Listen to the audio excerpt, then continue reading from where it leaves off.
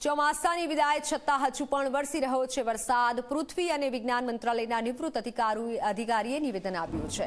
ભારતમાં 15 જૂનથી 15 ઓક્ટોબર સુધી ચોમાસું ગણાય. હાલના વરસાદને માવઠું કહેવું કરતાં પ્રેશર સિસ્ટમ કહેવું યોગ્ય છે.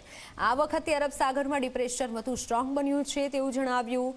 ભવિષ્યમાં આવતા સંકટને જાણી લેવા તેનો અભ્યાસ પણ જરૂરી છે.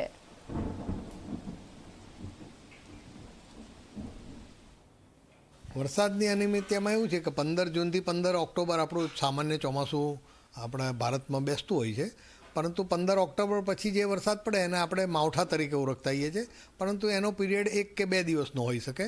પરંતુ આ વખતે આપણે જે અનુભવ્યું એ પ્રમાણે 15થી લગભગ 17 દિવસ પછી પણ ચોમાસું બંધ થવાનું અથવા વરસાદ બંધ થવાનું નામ નથી દેતો. તો એને માવઠાની કેટેગરીમાં નહીં લઈ જતાં પ્રેશર સિસ્ટમની કેટેગરીમાં લઈ જવું વધારે યોગ્ય લાગશે. કારણ કે ભારત સરકારે જે નોર્મ્સ કયા છે માવઠા માટે કે ગુજરાત ગવર્મેન્ટે, એમાં આ કંઈ બંધ બેસતું નથી લાગતું. અને જે સિસ્ટમ ઊભી થઈ છે એ ડીપ ડિપ્રેશન કે શક્તિ સાયક્લોન એ રિકર્વ મારે છે એ બહુ અજુગતું થઈ રહ્યું છે.